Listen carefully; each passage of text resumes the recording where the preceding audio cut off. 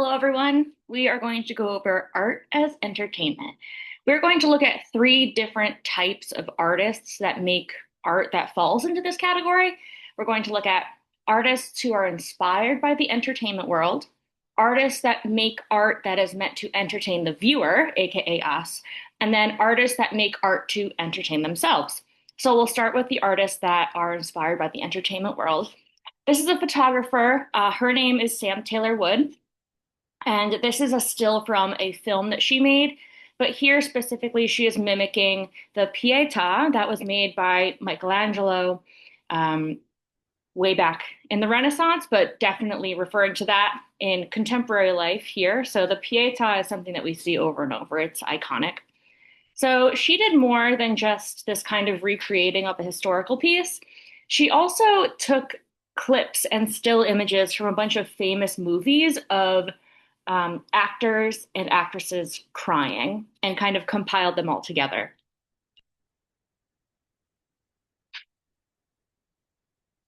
She also did some of her own work with self-portraits. So this is a self-portrait of the artist. And kind of like the trick photography that we saw a little bit of with the camera arts, we know that this isn't real, right? We know that two balloons can't lift somebody off the floor very well, but she manipulates her work digitally. In these images, her reflection, excuse me, her shadow is being cast onto the wall while the chair has none. So it's this kind of surreal feeling that she creates.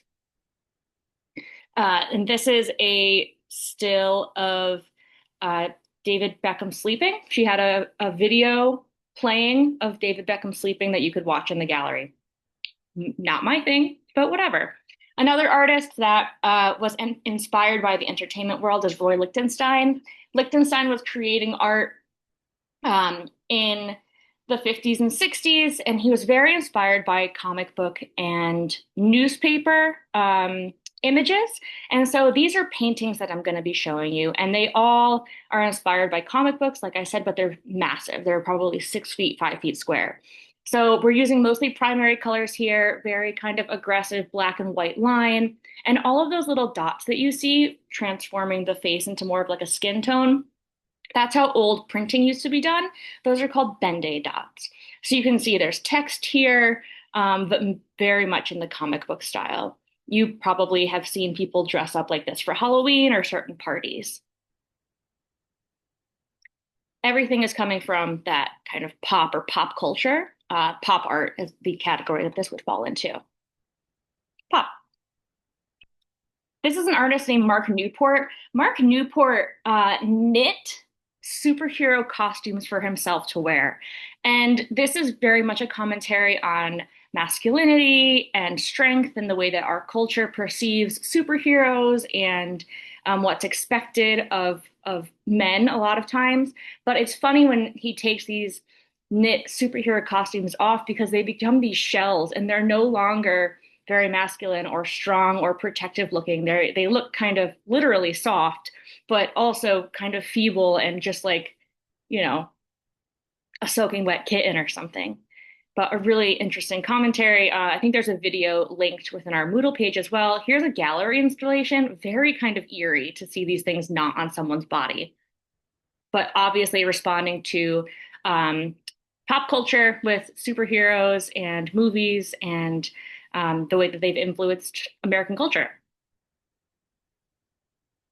Here is I guess I'd say an installation or a sculpture by Jeremy Deller. So this piece is based off of Stonehenge, but as you can see, it's actually like an inflatable bounce house that people can play around on. And so it's equally commenting on the sacredness of these holy or like very significant cultural sites, and then making them fun, a little bit less serious than what they would be before. So these kids are obviously enjoying themselves.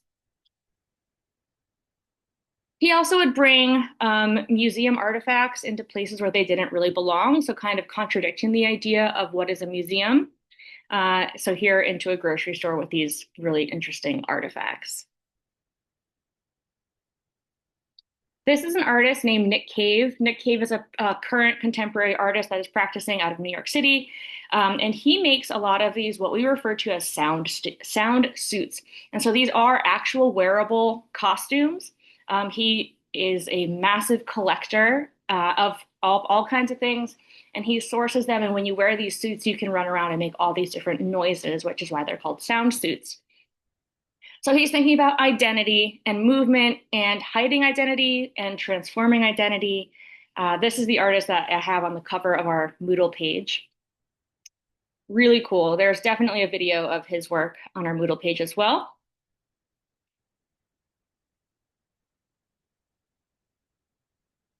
Performative, one of those pieces where you can experience it in real life, but then also see it as a still image.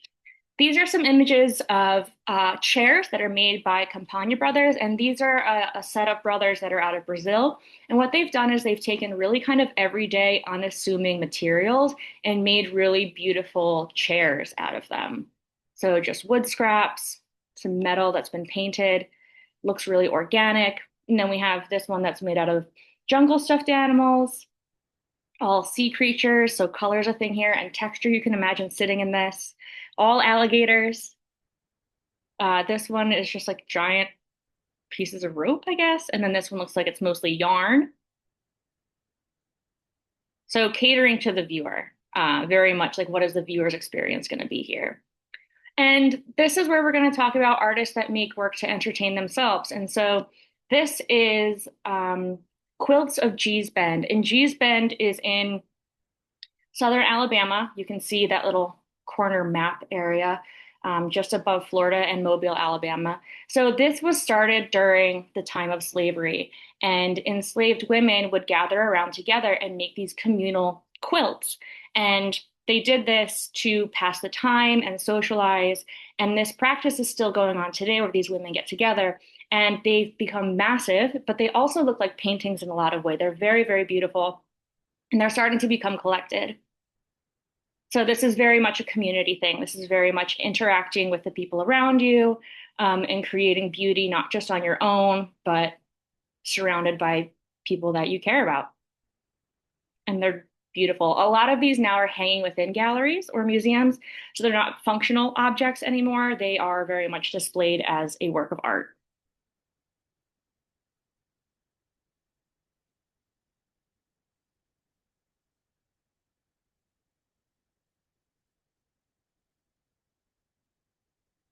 There's a link to this on our Moodle page as well.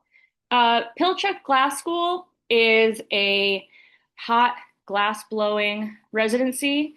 And as you can see here, there's a lot of people. Glass studios are not something you can typically do alone. You almost always need a partner. So something, again, where you're engaging the community, you have to work with someone else.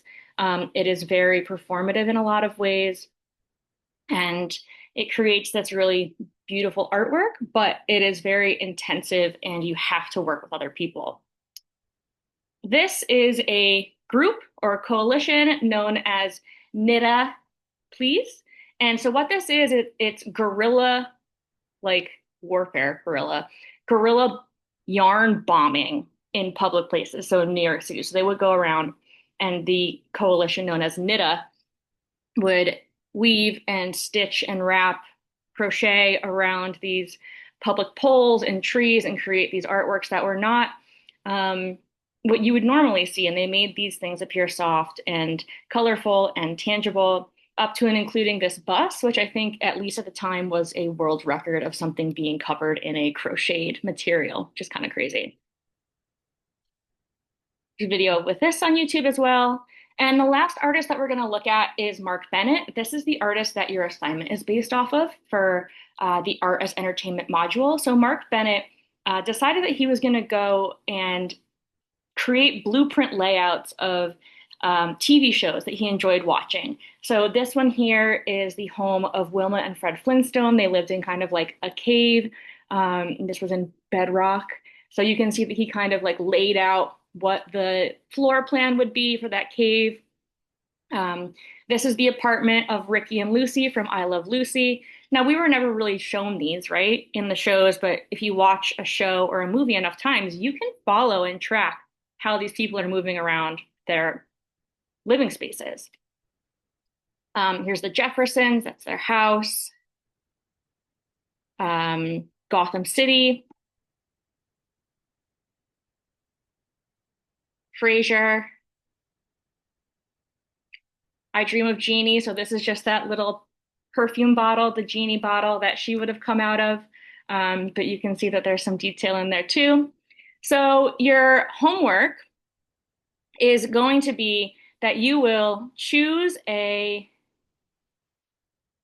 TV show or a movie or even a book that has some kind of living space in it, and you will do your best to recreate that blueprint and draw it out yourself, show it to a friend or a family member and see what they think, and then turn it in. So that is art as entertainment.